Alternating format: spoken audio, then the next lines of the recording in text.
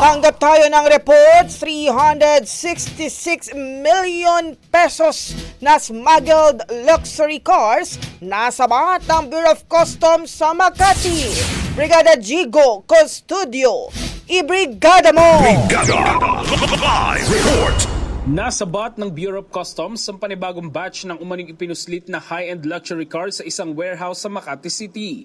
Aabot sa 366 million pesos ang halaga ng mga nakumpiskang sasakyan, kabilang ang mga Ferrari, Porsche at McLaren. Isinagawa ang operasyon matapos makatanggap ng impormasyon ng BOC tungkol sa showroom ng ACH High-End Motor Service Center. Agad silang nagsilbi ng letter of authority upang beripikahin ang legalidad ng mga sasakyan at tiyakin na tama ang ibinayad na buwis sa taripa.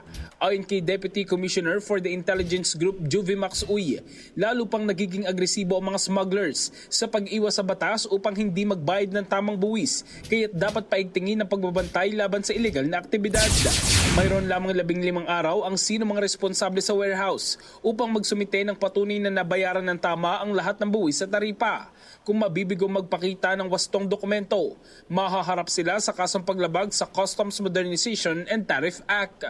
In the heart of changing lives. Ito si Brigada Jigo Custodio ng 15.1 Brigada News of Manila.